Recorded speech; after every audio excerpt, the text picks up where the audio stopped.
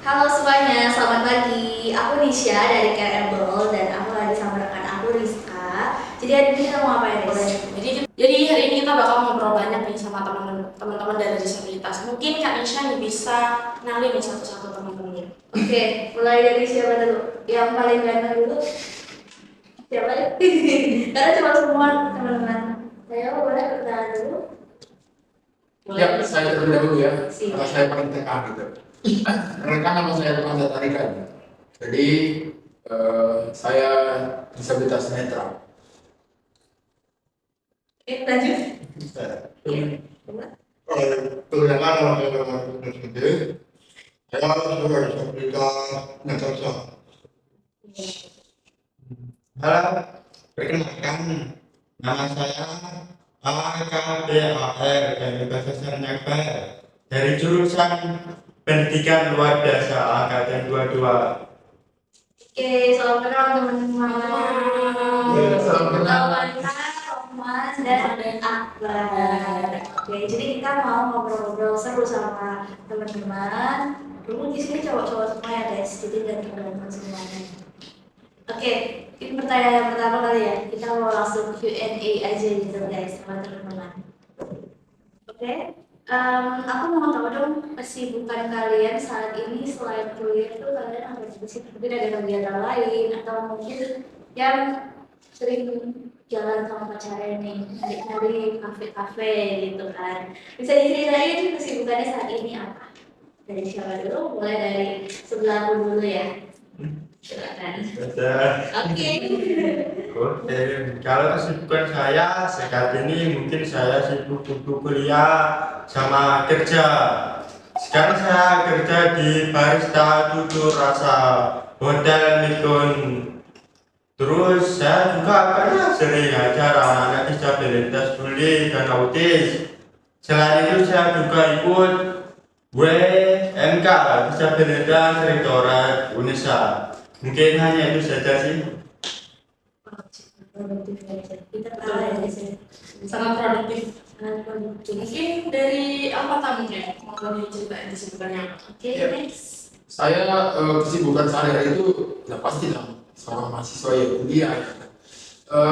Selain kuliah saya juga mengikuti beberapa komunitas, organisasi disabilitas dan beberapa kegiatan juga di luar kampus seperti mengikuti perlombaan, mengikuti kegiatan nongkrong-nongkrong dengan teman-teman gitu. Tidak hanya dari kampus, melainkan di luar kampus juga sering gitu. Dan juga menyalurkan hobi saya sebagai seorang tunanetra pastinya memiliki hobi gitu kan. Bukan hanya yang non disabilitas yang memiliki hobi, kami juga punya. Gitu. Jadi hobi saya itu bermain catur. Jadi selain mengikuti komunitas tadi, saya juga sering bermain catur dengan teman-teman, jalan-jalan, itu juga salah satu hobi saya.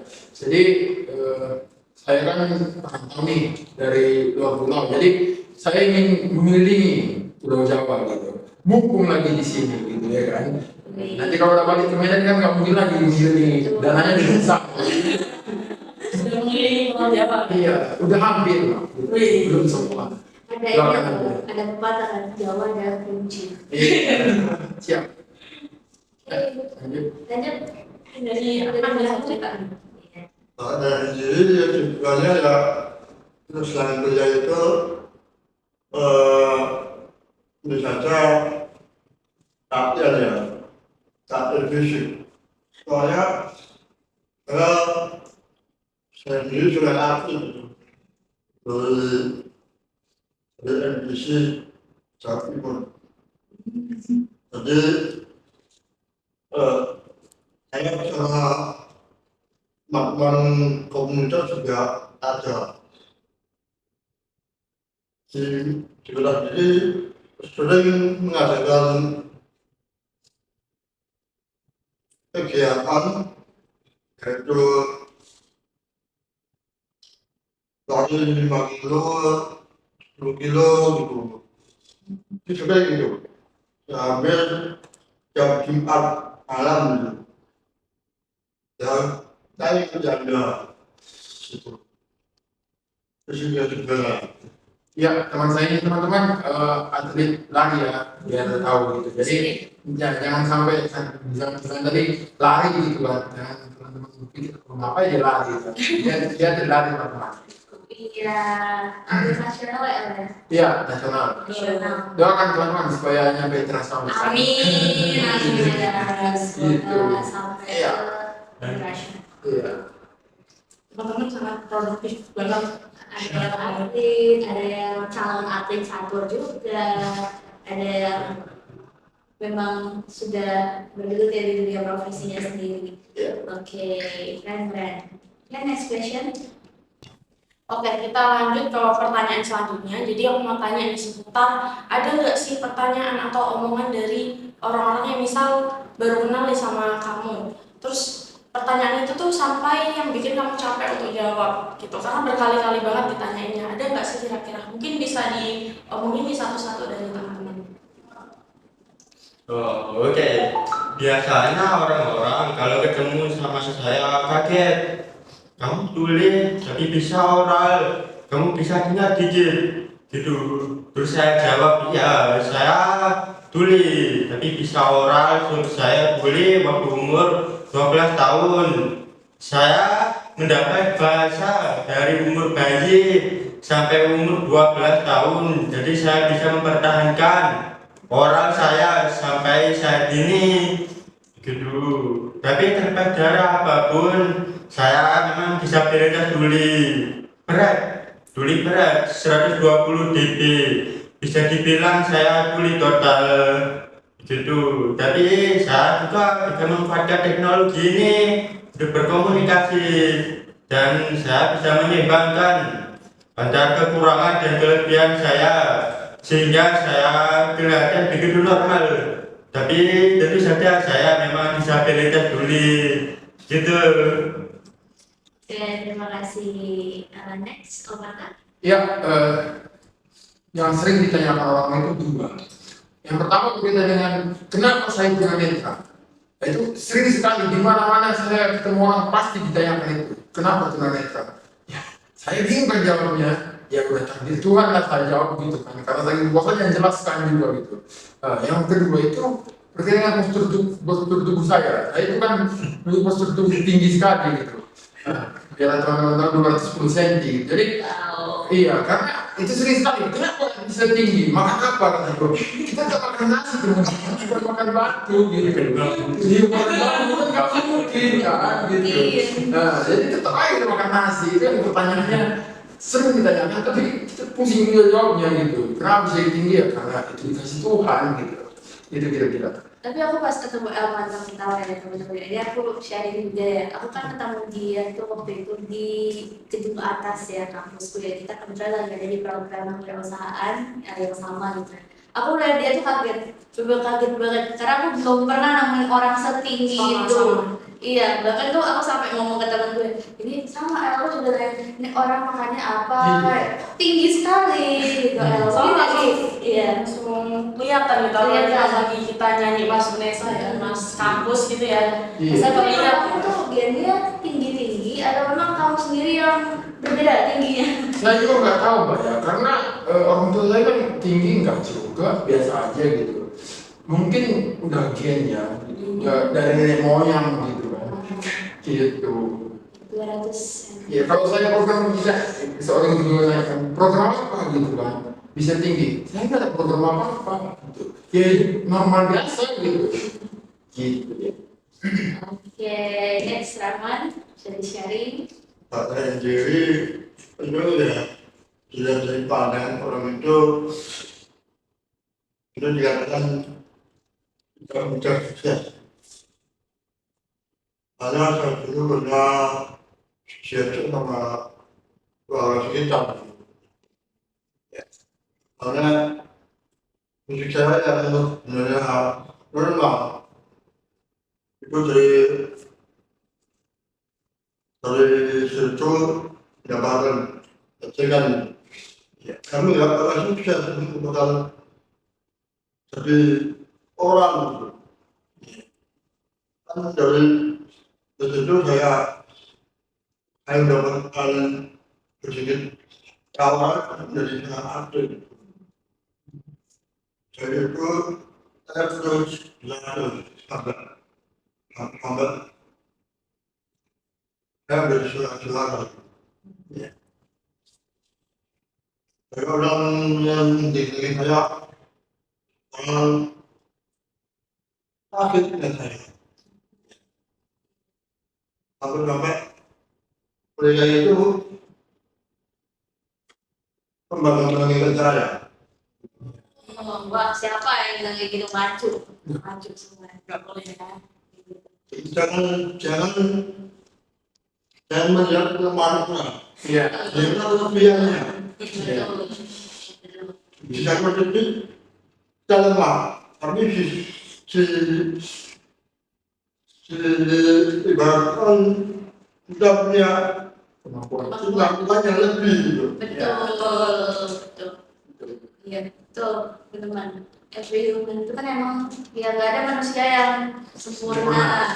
Kita diciptakan kelemahan dan kelebihan. Tapi kan tuh ya namanya manusia tuh ya mereka lihat kelemahannya, jadi melupakan kelebihan-kelebihan yang lainnya ya, teman-teman ya. Jadi jangan hanya melihat kelemahan, tapi juga dilihat kelebihan-kelebihannya. Sebagai teman-teman.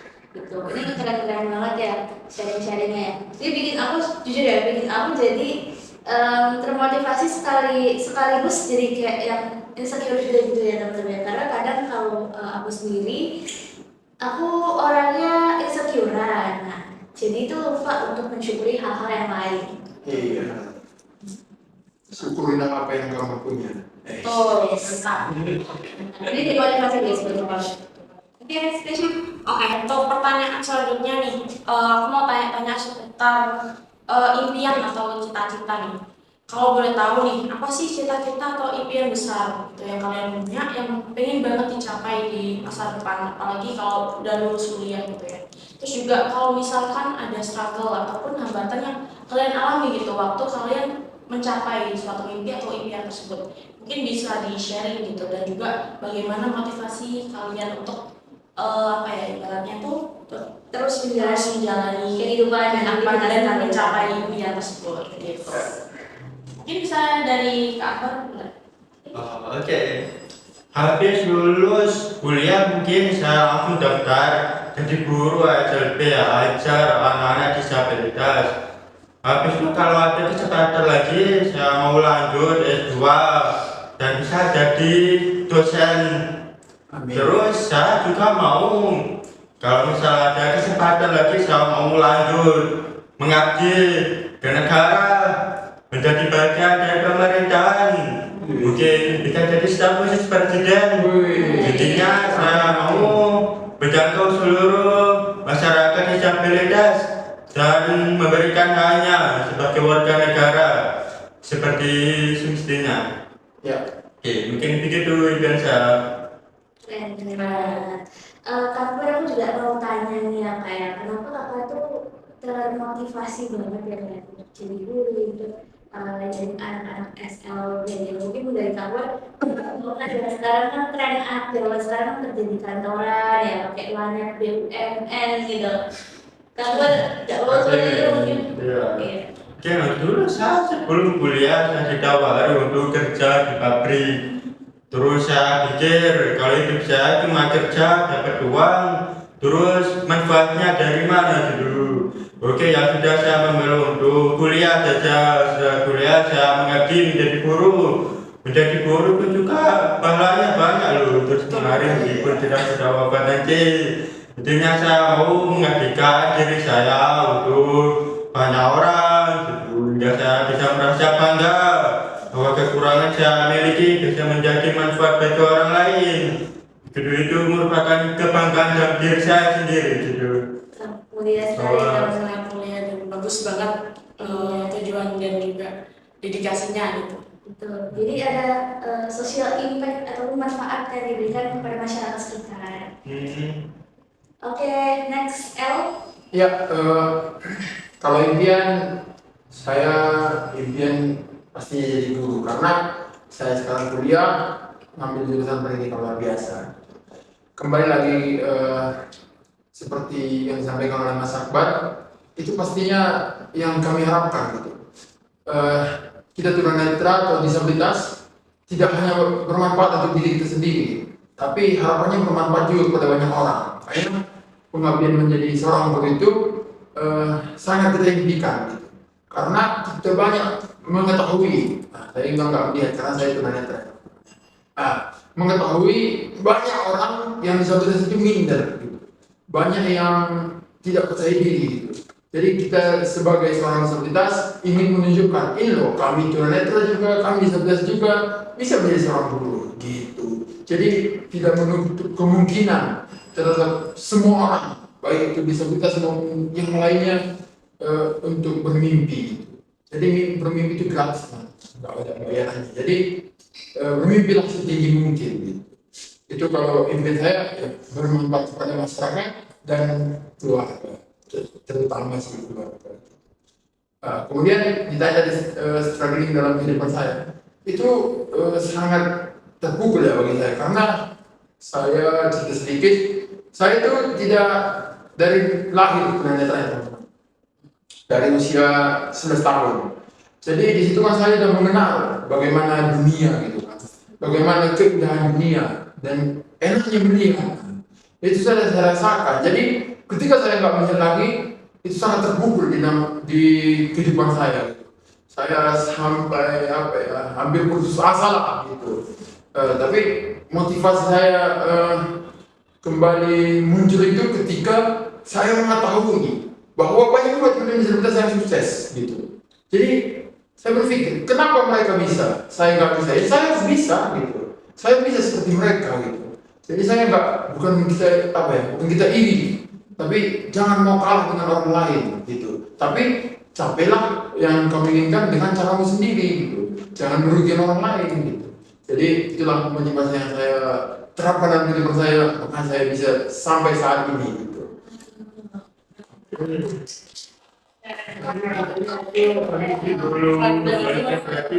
Iya. kalau gagal apa enggak pikir belakang itu. Betul. Iya. Mencoba. Yang penting coba dulu ya guys. Iya, oke. Mau tanya ya, Ella. Iya. Ini kan ada insiden, dengar ya, Ella ya. Dengar katanya kan gaji guru itu gak seberapa gitu ya, Ella. Iya. Dibandingin sama mungkin bisnis ataupun korporat gitu ya, Ella. Iya. Itu kenapa sih kamu mau jadi guru? Nah, yang pertama, Intinya itu kita nggak boleh mengambil keuntungan dari pendidik, karena pendidikan itu memang untuk mengabdi. Jadi selain menjadi guru, kita juga harus punya kerja sampingan, yaitu mungkin bisa berwirausaha atau kerja lainnya gitu. Kalau ada waktu luang, intinya jangan hanya mengandalkan kehidupan penghasilan hanya dari pendidikan saja, tapi juga pindah berbisnis yang menguntungkan bukan hanya diri tapi juga masyarakat luas, memberi kesempatan stabilitas boleh untuk bekerja di perusahaan kita, yaitu bahwa memberdayakan disabilitas bukan hanya dengan pendidikan saja tapi juga dengan penghasilan usaha gitu. Oke, kalau dari Alvana sendiri Iya. gimana? motivasi kami itu disampaikan dari awal bahwa kita ingin bermanfaat kepada masyarakat dan juga membantu teman-teman disabilitas yang merasa dirinya masih terpukul gitu. Artinya belum mampu bangkit. Jadi kan kita menjadi guru itu mengajar teman-teman disabilitas juga. Jadi memberikan motivasi kepada mereka. Jadi kita tidak hanya mengharapkan dari gaji. Gitu. Jadi makanya kita itu juga harus pintar, sama seperti Mas Akbar sampaikan tadi. Kita itu jangan mengharapkan hanya sebagai seorang guru. Kita harus menciptakan lapangan pekerjaan untuk teman-teman disabilitas juga. Makanya saya kenapa memilih kuliah? Kan banyak di teman-teman stigmanya, udah netra kuliah, udah kan juga yang mengejar. Iya, tapi pola pikirnya pasti berbeda. Jadi ketika kita sudah kuliah itu, kita akan berpikir bagaimana kita sebagai pemilik ketua bidang, bukan hanya kita sebagai pekerja. Gitu. Kita mempekerjakan teman-teman disabilitas. Itu pola pikirnya. Karena saya punya beberapa teman begitu teman. Jadi mereka itu kuliah tetap sebagai tukang pijat, tapi dia bukan sebagai pekerja tapi pemilik gitu. Nah itulah perbedaan pola pikir dengan teman-teman yang sekolah atau yang kuliah atau yang dengan yang bukan kuliah. Bukan saya bilang teman-teman yang nggak sekolah nggak pintar, bukan. Tapi cara berpikirnya pasti berbeda teman-teman. Coba kalian rasakan sendiri. Bagaimana menurut teman-teman yang lainnya? Oke, menarik sih ya teman-teman dari tadi opini kamu dan mana mana jadi kita itu nggak semata-mata hanya mengharapkan penghasilan aja untuk bekerja untuk kita ini yang melaksanakan sesuatu gitu di dunia ini. Tapi ada hasil yang harus kita beri, betul dong? Iya. Ada hasil yang harus kita beri dan apa sih manfaatnya untuk orang lain dan juga lingkungan. Iya. Terus semakin banyak manfaat yang kita berikan, pasti akan juga semakin banyak pahala ataupun hal-hal positif yang kita dapatkan nanti. Iya. Selalu seperti itu ya teman-teman ya. Oke, keren banget. Next kita belum dengar nih pendapat dari Kak Rahman gimana? Bisa sharing, Bisa nih Kak Rahman. Menurut saya gitu ya. Jadi itu orang tua itu sebenarnya bertanggung harus untuk berjuang juga. Tapi guru itu harus sabar dan untuk memotivasi anak seperti tas, terutama dengan alur sendiri itu pasti banyak yang nganggur gitu. Dan mereka juga perlu persediaan. Itu saya kuliah itu sebenarnya memotivasi mereka menunjukkan kalau seperti itu bisa kuliah. Tentunya bisa jadi mewujudkan impian mereka sendiri. Pendidikan, menanyakan mereka akan punya skill speaking yang bagus itu sebenarnya pembelajaran. Oke, keren banget ya. Tadi berarti sekarang juga udah jadi dulu ya. Ya, Oke. Informasi dikit teman-teman, kebetulan kami satu jurusan pendidikan luar biasa. Iya, jadi memang mungkin untuk prospeknya itu berpotensi untuk jadi guru seperti itu dan aku pikir pun juga guru itu profesi yang mulia ya, karena kan aku belajar sekolah pertama kali dari TK sampai saat ini sampai kuliah itu dididiknya sama teman guru kan teman-teman yang pasti bahkan mamaku sendiri aja ibaratnya seorang guru yang bertugas di rumah gitu. Jadi yang mendidik aku, yang ngajarin aku baca, ngajarin aku bagaimana sih cara dunia ini kerja seperti itu. Jadi aku sangat mengapresiasi teman-teman yang punya impian jadi guru. Karena aku pun sendiri ya sangat mencintai, sendiri sangat mencintai guru-guru seperti itu. Ya, next question, Karisma. Oke. Kita kan tadi udah omong-omong nih, aku udah sempat bilang mengenai gimana sih cita-cita dari teman-teman gitu ya. Nah untuk pertanyaan selanjutnya nih, aku mau tanya nih terkait impian dan cita-cita ya. Aku pengen tahu sih gimana ya peluang kerja dari teman-teman disabilitas sendiri kalau di lapangan atau di real life-nya tuh seperti apa sih? Kira-kira mungkin ada yang bisa sharing nih dari teman-teman. Oke, alhamdulillah sekarang banyak pihak yang mau bekerja sama dengan disabilitas. Contohnya seperti Starling. Contohnya seperti Starling bekerja sama dengan teman-teman disabilitas untuk mempromosikan produknya supaya masyarakat luas bisa dapat percaya diri menggunakan produk Starling seperti apa yang ada dalam diri disabilitas. Mereka dapat percaya diri dengan penampilan yang bermacam-macam dan bervariasi. Namun di balik itu mereka mempunyai banyak potensi yang layak mereka banggakan. Oleh karena itu produk Starling bekerja sama dengan disabilitas. Oke, terima kasih Kak Akbar. Mungkin next dari awalnya sendiri gimana ya? Sebenarnya berdasarkan Undang-Undang Nomor 8 Tahun 2016 teman-teman, itu sudah ada di sana bahwa teman-teman disabilitas memiliki hak yang sama dengan teman-teman pada umumnya. Jadi sekarang ini kalau tidak salah di perusahaan BUMN sudah ada mengharuskan karyawannya itu 2% dari jumlah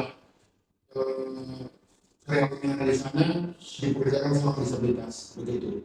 Jadi kalau menerapkannya di lapangan sudah mulai, namun kita masih berproses begitu. Kalau menurut saya sendiri, pekerjaan itu penting karena sebenarnya dengan pekerjaan itu stabilitas bisa mendapatkan yang lebih income dan ada yang 2% kurang tadi itu mereka bisa bekerja dengan tapi mereka yang berbeda-beda gitu. Ya. Oke, sangat menarik ya teman-teman ya mengenai peluang kerja disabilitas di Indonesia sendiri. Jadi yang pada juga sudah ditemukan bahwa ada undang-undang sementara mungkin tujuannya itu untuk kita semuanya mendapatkan keadilan peluang kerja seperti itu. Jadi kamu juga menyampaikan nih yang menarik banget nih, starting banget ya teman-teman.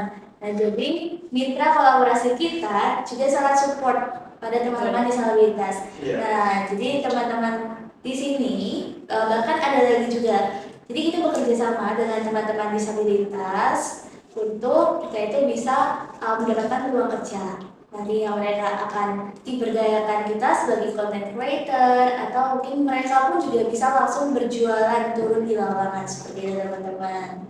Oke, next. Oke, kita lanjut ke pertanyaan paling terakhir nih kita. Oke. Oh, udah terakhir aja ya? Nggak terasa ya? Terasa nggak? Terasa sih. Oke, terasa ya. Oke, kalau gitu kita lanjut ke pertanyaan paling terakhir nih.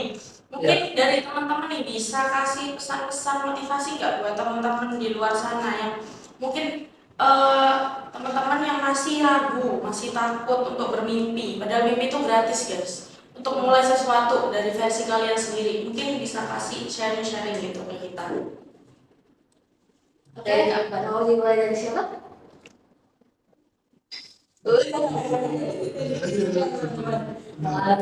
Oke, mungkin iya ya, barangkali kan di luar sana masih ada teman-teman juga baik itu memiliki keistimewaan maupun teman-teman mungkin itu belum bisa percaya diri gitu sama dirinya sendiri. Nah, mungkin dari teman-teman yang di sini bisa di-sharing nih biar jadi motivasi juga untuk teman-teman yang mau nanti. Dari Kak Akbar. Ini dari siapa nih? Ada Hong Pipa. Aku dulu. Oke. Kalau berdasarkan motivasi melihat kita di sini aja harapannya orang-orang udah termotivasi bukan? Karena kita udah menunjukkan bahwa kita bisa kuliah. Dan saat ini kami bertiga kebetulan satu angkatan dan kami udah semester 5. Sejauh ini masih bisa kami jalani. Jadi ya harapannya melihat kami teman-teman di sebelah sana udah termotivasi dan juga motivasi dari saya jangan pernah takut untuk mencoba karena mencoba bermimpi itu benar teman-teman. Ya kalau gagal coba lagi, layanan kegagalan adalah kesuksesan yang tertunda. Betul. Jadi marilah coba terus gitu. Kalau Anda takut mencoba coba terus gitu. jangan takut mencoba gitu. Karena mencoba itu kan gratis. Betul. Lebih gratis, mencoba Iya. gratis. Yang nggak mau nyoba berarti dia nggak bisa mempergunakan kesempatannya gitu ya. Iya. Betul ya. Karena kesempatan itu katanya kan nggak datang 2 kali. Betul banget ya. Jadi jangan sia-siakan kesempatan, jangan sia-siain waktu kamu. Selagi gratis, kenapa enggak? Betul. Oke, next lanjut. Terus Kak Akbar. Oke, Ya kadang bicara tentang Indonesia. Ya. Karena proses itu penting untuk kita sendiri. Karena sejak kalian kita dunia ini semua itu butuh proses. Ya, itu ada dalam yang baik itu. Dan itu pun harus ada menggunakan hal itu. Sebalik proses itu kita akan tahu sebenarnya letak kita tempat kita itu.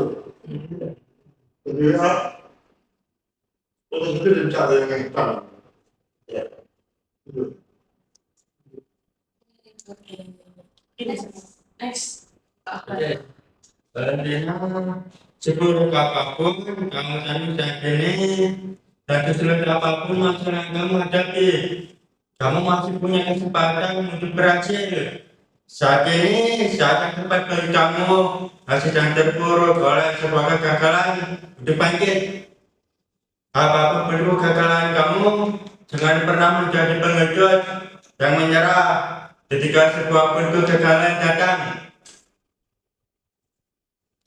Oke, terima kasih Keren banyak nih ya banget. Mas motivasi sama kata-kata penyemangatnya gitu.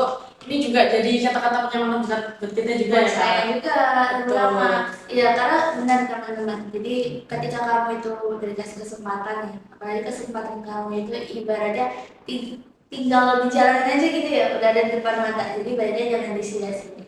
Karena Iya. jadi betul banget yang tadi disampaikan sama Elvana, kesempatan itu nggak bakalan datang 2 kali. Kalau yang datang 2 kali itu namanya apa? Mantap. Oh, Bukan saya ngomong ya, ya. Ya. Tapi jangan sia-siakan orang lain gitu. Iya. Jadi teman-teman jalani prosesnya, ikuti alurnya dan nikmati hasilnya. Quotes of the day. Dan juga hidup itu jangan hanya dipikirkan tapi dijalani. Karena kalau dipikirin terus tuh kayak yang nanti kita jadi stres ujung-ujungnya cuma dipikirin terus tapi nggak dijalani ya, nanti ya saya juga Hasilnya gitu. kapan datang? Betul. Iya, Kalau udah mikirin terus kapan jalannya nggak ada hasilnya Iya. pada akhirnya. Jadi nggak usah banyak dipikirin. Kalau ada kesempatan langsung ambil aja. Karena kesempatan itu dan peluang itu sangat penting guys. Kalau nggak kita ambil segera itu bisa hilang dan nggak datang 2 kali. Iya.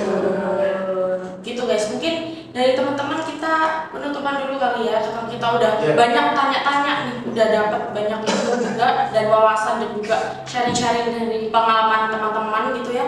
Mungkin dari kita sekian untuk podcast pada hari ini. Kita udah membahas hal banyak dan sangat bermanfaat banget dan informatif banget buat kita. Dan terima kasih banget untuk teman-teman dari teman-teman disabilitas, Kak Akbar, Kak Alpanta, dan Kak Rahman udah mau berkenan dan untuk sharing-sharing dan untuk cerita-cerita dan bincang-bincang sama kita gitu. Oke, see you teman-teman. See you. Thank you. See you.